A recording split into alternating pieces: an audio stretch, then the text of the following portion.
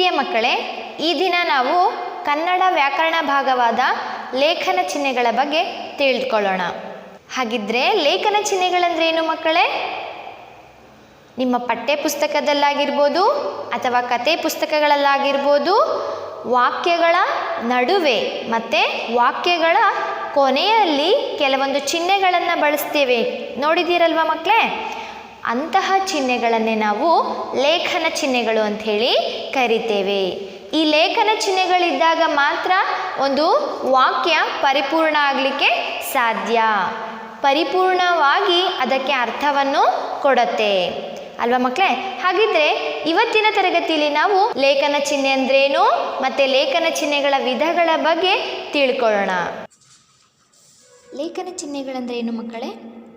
ಲೇಖನ ಚಿಹ್ನೆಗಳಂದರೆ ಸಾಮಾನ್ಯವಾಗಿ ಬರವಣಿಗೆಯಲ್ಲಿ ಸ್ಪಷ್ಟಾರ್ಥ, ಸೂಚಿತ ಭಾವಗಳನ್ನು ತಿಳಿಸುವುದಕ್ಕಾಗಿ ಉಚಿತ ಸ್ಥಳದಲ್ಲಿ ಬಳಸುವ ಲಿಖಿತ ಸಂಕೇತಗಳನ್ನು ಲೇಖನ ಚಿಹ್ನೆಗಳು ಅಂಥೇಳಿ ಕರಿತೇವೆ.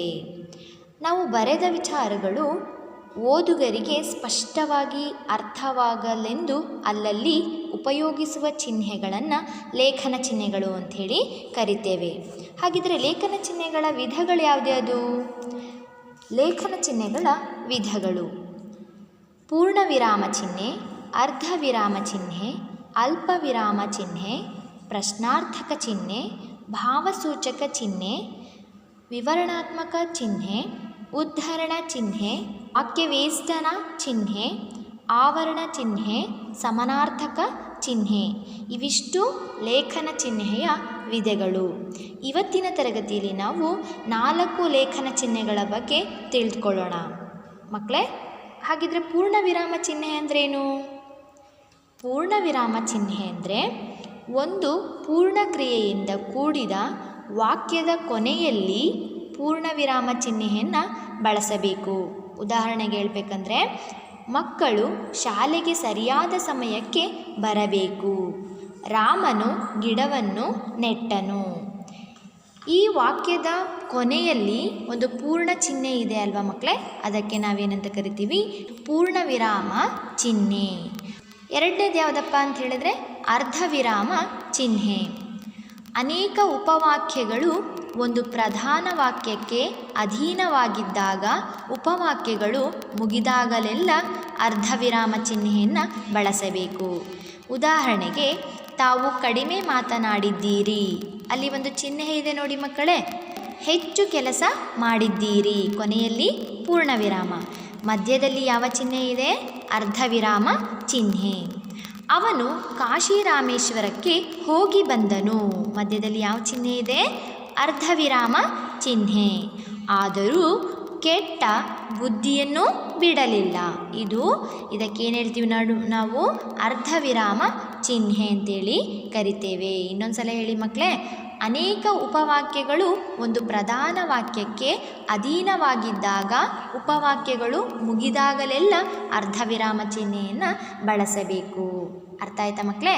ಹಾಗಿದ್ರೆ ಮೂರನೆಯ ಒಂದು ಲೇಖನ ಚಿಹ್ನೆ ಯಾವುದು? ಅಲ್ಪ ವಿರಾಮ ಚಿಹ್ನೆ. ಸಂಬೋಧನೆಯ ಮುಂದೆ ಹಾಗೂ ಕರ್ತೃ, ಕರ್ಮ, ಕ್ರಿಯಾಪದಗಳಿಗೆ ಬೇರೆ ಬೇರೆ ವಿಶೇಷಣಗಳು ಬಂದಾಗ ಕೊನೆಯ ವಿಶೇಷಣವನ್ನು ಬಿಟ್ಟು ಉಳಿದವುಗಳ ಮುಂದೆ ಅಲ್ಪ ವಿರಾಮ ಚಿಹ್ನೆಯನ್ನು ಬಳಸಬೇಕು. ಉದಾಹರಣೆಗೆ, ಸಂಬೋಧನೆಯ ಮುಂದೆ ಅಲ್ಪ ವಿರಾಮಕ್ಕೆ ಯಾವ ರೀತಿಯಾಗಿ ಹೇಳಬೇಕು? ಅಣ್ಣ ಇತ್ತ ಬಾ. ಅಣ್ಣ ಅನ್ನೋದೇನದು? ಸಂಬೋಧನೆ ಅಲ್ವಾ? ಎರಡನೇದು ಉದಾಹರಣೆ ಏನು? ಮಕ್ಕಳೇ ಬನ್ನಿರಿ. ಇಲ್ಲಿ ಸಂಬೋಧನೆಯ ವಾಕ್ಯದ ಮುಂದೆ ಅಲ್ಪ ವಿರಾಮ ಯಾವ ರೀತಿ ಇದೆ ನೋಡಿ ಮಕ್ಕಳೇ. ಮಕ್ಕಳೆಯ ಮುಂದೆ ಮಕ್ಕಳೇ ಅನ್ನುವ ಮುಂದೆ ಏನಿದೆ? ಅಲ್ಪ ವಿರಾಮ ಚಿಹ್ನೆ ಇದೆ ಅಲ್ವಾ? ಈ ಎರಡು ಅಲ್ಪ ವಿರಾಮ ಚಿಹ್ನೆಯ ಒಂದು ಸಂಬೋಧನೆ ಬಂದಾಗ ಯಾವ ರೀತಿಯಾಗಿ ಅಲ್ಪ ವಿರಾಮ ಚಿಹ್ನೆಯನ್ನು ಬಳಸಬೇಕು ಅನ್ನೋದ್ರ ಬಗ್ಗೆ ತಿಳ್ಕೊಂಡ್ವಿ. ಹಾಗೆ ಎರಡನೇದು ಯಾವುದು? ಕರ್ತೃ, ಕರ್ಮ, ಕ್ರಿಯಾಪದಗಳಿಗೆ ಅನೇಕ ವಿಶೇಷಣಗಳಿದ್ದಾಗ. ಅಂದರೆ ಉದಾಹರಣೆಗೆ ಹೇಳ್ಬೇಕಂದ್ರೆ, ಕರ್ತೃ ಬಂದಾವಾಗ ಇಲ್ಲಿ ನೋಡಿ, ಶೂರನೂ ಉದಾರಿಯೂ ಪ್ರಜಾರಂಜಕನೂ ಆದ ರಾಜನಾಗಿದ್ದನು. ಇಲ್ಲಿ ಕರ್ತೃ ಪದ ಯಾವುದು ಮಕ್ಕಳೇ? ರಾಜ. ಒಂದು ವಾಕ್ಯ ಪರಿಪೂರ್ಣ ಆಗಬೇಕಂತ ಹೇಳಿದ್ರೆ ಕರ್ತೃ, ಕರ್ಮ ಕ್ರಿಯಾಪದಗಳು ಮೂರು ಇದ್ದಾಗ ಒಂದು ವಾಕ್ಯ ಪರಿಪೂರ್ಣ ಆಗುತ್ತೆ ಅಲ್ವಾ ಮಕ್ಕಳೇ. ಹಾಗಾಗಿ ಇಲ್ಲಿ ಕರ್ತೃ ಅಲ್ಲಿ ವಿಶೇಷಣವನ್ನು ತಿಳಿಸಿದಾಗ ಅಲ್ಲಿ ಅವನ ವಿಶೇಷಣ ಏನು ತೋರಿಸ್ತಾ ಇದೆ? ಒಬ್ಬ ರಾಜ ಇದ್ದ, ಅವನು ಶೂರನೂ ಆಗಿದ್ದ, ಉದಾರಿಯೂ ಆಗಿದ್ದ, ಮತ್ತು ಪ್ರಜಾರಂಜಕನೂ ಆಗಿರ್ತಕ್ಕಂತಹ ಒಬ್ಬ ರಾಜ. ಅವನಿಗೆ ನಾವು ಕ್ರಿಯಾ ವಿಶೇಷಣಗಳನ್ನು ನಾವು ಇಲ್ಲಿ ಕರ್ತೃ ವಿಶೇಷಣಗಳನ್ನು ನಾವು ತಿಳಿಸ್ತಾ ಇದ್ದೇವೆ ಅಲ್ವಾ. ಹಾಗೆಯೇ ಎರಡನೇದು ಒಂದು ಕರ್ಮ ವಿಶೇಷಣಗಳನ್ನು ತಿಳಿಸುವಾಗ ಆತನು ದೊಡ್ಡದು, ಭಾರವುಳ್ಳದ್ದು, ಉಪಯುಕ್ತವಾದ ಕಲ್ಲನ್ನು ಎತ್ತಿ ತಂದನು. ಇಲ್ಲಿ ವಿಶೇಷಣ ಯಾವುದು? ಕಲ್ಲನ್ನು ಹೇಗೆ ಎತ್ತಿ ತಂದವನು? ಆ ಕಲ್ಲು ಏನಾಗಿತ್ತು? ದೊಡ್ಡದಾಗಿತ್ತು, ಮತ್ತು ಉಳ್ಳದ್ದು ಮತ್ತು ಉಪಯುಕ್ತವಾದ ಕಲ್ಲನ್ನು ಎತ್ತಿ ತಂದನು. ಕ್ರಿಯಾ ವಿಶೇಷಣಕ್ಕೆ ಯಾವ ರೀತಿ ಉದಾಹರಣೆ ಇದೆ ನೋಡಿ ಮಕ್ಕಳೇ. ಬರವಣಿಗೆಯನ್ನು ಹೋಲಿಸಿದ್ದಾರೆ ನೋಡಿ. ಅಂದವಾಗಿಯೂ ಮುಂದೆ ಅಲ್ಪ ವಿರಾಮ ಚಿಹ್ನೆಯನ್ನು ಬಳಸಿದ್ದಾರೆ ಅಲ್ವಾ. ಹಾಗೆಯೇ ಸ್ಫುಟವಾಗಿಯೂ ಅದರ ಮುಂದೆನೂ ಅಲ್ಪ ವಿರಾಮ ಚಿಹ್ನೆಯನ್ನು ಬಳಸಿದ್ದಾರೆ. ಹಾಗೆ ಮನಮೋಹಕವಾಗಿಯೂ ಅದರ ಮುಂದೆಯೂ ಅಲ್ಪ ವಿರಾಮ ಚಿಹ್ನೆಯನ್ನು ಬಳಸಿದ್ದಾರೆ. ಅಚ್ಚುಕಟ್ಟಾಗಿಯೂ ಕಾಣುತ್ತಿದೆ, ಅವನ ಬರವಣಿಗೆ ತುಂಬ ಅಚ್ಚುಕಟ್ಟಾಗಿ ಕಾಣಿಸ್ತಾ ಇದೆ ಅಂತ ಹೇಳ್ತಾ ಇದ್ದಾರೆ. ಮುಂದೆ ನೋಡಿ ಮಕ್ಕಳೇ, ಒಂದೇ ಕ್ರಿಯೆಗೆ ಅನೇಕ ಕರ್ತೃಗಳಿದ್ದಾಗ, ಒಂದು ಕ್ರಿಯಾಪದಕ್ಕೆ ಅನೇಕ ಕರ್ತೃಗಳು ಬಂದಾಗ ನೋಡಿ, ಜಾತ್ರೆಯಲ್ಲಿ ಮಕ್ಕಳು, ಸ್ತ್ರೀಯರು, ತರುಣರು, ಮುದುಕರು ಬಹುಸಂಖ್ಯೆಯಲ್ಲಿ ಸೇರಿದ್ದರು. ಒಂದು ಜಾತ್ರೆ ಅಂದರೆ ನೋಡಿದ್ದೀರಲ್ವ ಮಕ್ಕಳೇ, ಅಲ್ಲಿ ಮಕ್ಕಳು ಬಂದಿರ್ತಾರೆ, ಸ್ತ್ರೀಯರು ಬಂದಿರ್ತಾರೆ, ತರುಣರು ಇರ್ತಾರೆ, ಮುದುಕರು ಇರ್ತಾರೆ. ಅವರಿಗೆ ನಾವು ಯಾವ ರೀತಿಯಾಗಿ ಅಲ್ಪವಿರಾಮ ಚಿಹ್ನೆಯನ್ನು ಹಾಕಬೇಕು ನೋಡಿ. ಒಂದು ಜಾತ್ರೆಯಲ್ಲಿ ಮಕ್ಕಳು ಮುಂದೆ ಅಲ್ಪವಿರಾಮ ಚಿಹ್ನೆ, ಸ್ತ್ರೀಯರು ಮುಂದೆ ಅಲ್ಪವಿರಾಮ ಚಿಹ್ನೆ, ಹಾಗೆಯೇ ತರುಣರು ಮುಂದೆ ಅಲ್ಪವಿರಾಮ ಚಿಹ್ನೆಯನ್ನು ಬಳಸಿರೋದನ್ನು ನಾವು ನೋಡ್ತಾ ಇದ್ದೀವಲ್ವ ಮಕ್ಕಳೇ. ಹಾಗಾಗಿ ಇದು ಒಂದೇ ಕ್ರಿಯೆಗೆ ಅನೇಕ ಕರ್ತೃಗಳಿದ್ದಾಗ ಈ ರೀತಿಯಾಗಿ ನಾವು ಚಿಹ್ನೆಗಳನ್ನು ಬಳಸ್ಬೋದು. ಅದು ಎಂತಹ ಚಿಹ್ನೆ ಮಕ್ಕಳೇ? ಅಲ್ಪವಿರಾಮ ಚಿಹ್ನೆ.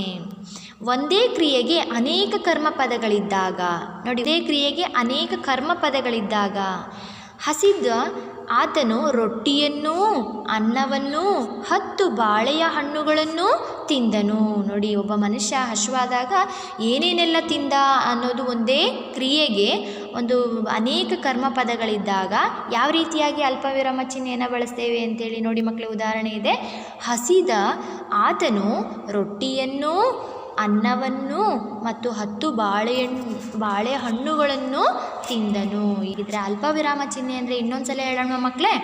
ಸಂಬೋಧನೆಯ ಮುಂದೆ ಹಾಗೂ ಕರ್ತೃ, ಕರ್ಮ, ಕ್ರಿಯಾಪದಗಳಿಗೆ ಬೇರೆ ಬೇರೆ ವಿಶೇಷಣಗಳನ್ನು ಬಂದಾಗ ಈ ವಿಶೇಷಣವನ್ನು ಬಿಟ್ಟು ಉಳಿದವುಗಳ ಮುಂದೆ ಅಲ್ಪವಿರಾಮ ಚಿಹ್ನೆಯನ್ನು ಬಳಸಬೇಕು.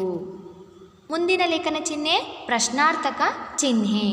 ಪ್ರಶ್ನೆಗಳನ್ನು ಕೇಳುವ ಸಂದರ್ಭದಲ್ಲಿ ಪದ ಅಥವಾ ವಾಕ್ಯದ ಅಂತ್ಯದಲ್ಲಿ ಪ್ರಶ್ನಾರ್ಥಕ ಚಿಹ್ನೆಯನ್ನು ಬಳಸಬೇಕು. ನೋಡಿದಿರಲ್ವ ಮಕ್ಕಳೇ, ಪ್ರಶ್ನಾರ್ಥಕ ಚಿಹ್ನೆ ಎಲ್ಲೆಲ್ಲಿ ಬಳಸ್ತೀವಿ ಅಂಥೇಳಿ. ಏಕೆ? ಯಾವ ಒಂದು ಲೇಖನ ಚಿಹ್ನೆ ಇದೆ? ಪ್ರಶ್ನಾರ್ಥಕ. ಯಾವುವು? ನಿನಗೆ ಇದು ಬೇಕೇ? ನೀನು ಎಷ್ಟು ಹೊತ್ತಿನವರೆಗೆ ಓದುತ್ತೀಯಾ? ಇವೆಲ್ಲ ಎಂತಹ ಚಿಹ್ನೆಗಳು ಮಕ್ಕಳೇ? ಪ್ರಶ್ನಾರ್ಥಕ ಚಿಹ್ನೆಗಳು ಮಕ್ಕಳೇ. ಹಾಗಿದ್ರೆ ಇವತ್ತಿನ ತರಗತಿಯಲ್ಲಿ ನಾವು ಏನೇನೆಲ್ಲ ತಿಳ್ಕೊಂಡ್ವಿ? ಮೊದಲು ಲೇಖನ ಚಿಹ್ನೆಗಳಂದ್ರೇನು ಅಂತೇಳಿ ತಿಳ್ಕೊಂಡ್ವಿ. ಹಾಗೆ ಅಲ್ಪವಿರಾಮದ ಬಗ್ಗೆ ತಿಳ್ಕೊಂಡ್ವಿ, ಮತ್ತು ಪೂರ್ಣ ವಿರಾಮದ ಬಗ್ಗೆ ತಿಳ್ಕೊಂಡ್ವಿ ಅಲ್ವಾ. ಅಲ್ಪವಿರಾಮವನ್ನು ಕರ್ತೃ, ಕರ್ಮ, ಕ್ರಿಯಾಗಳಿದ್ದಾಗ ಯಾವ ರೀತಿಯಲ್ಲಿ ಲೇಖನ ಚಿಹ್ನೆಗಳನ್ನು ಬಳಸಬೇಕು ಅನ್ನೋದ್ರ ಬಗ್ಗೆನೂ ತಿಳ್ಕೊಂಡ್ವಿ. ಹಾಗೆಯೇ ಜೊತೆಗೆ ಪ್ರಶ್ನಾರ್ಥಕ ಚಿಹ್ನೆಯ ಬಗ್ಗೆನೂ ತಿಳ್ಕೊಂಡ್ವಿ. ಹಾಗಿದ್ರೆ ಇವತ್ತಿನ ತರಗತಿ ನಿಮ್ಮೆಲ್ಲರಿಗೂ ಅರ್ಥ ಆಗಿದೆ ಅಲ್ವಾ ಮಕ್ಕಳೇ? ಇವತ್ತಿನ ತರಗತಿ ನಿಮ್ಮೆಲ್ಲರಿಗೂ ಅರ್ಥವಾಗಿದೆ ಅಂತೇಳಿ ಭಾವಿಸ್ತಾ ಇವತ್ತಿನ ತರಗತಿಯನ್ನು ಮುಗಿಸುತ್ತೇನೆ. ಧನ್ಯವಾದಗಳು.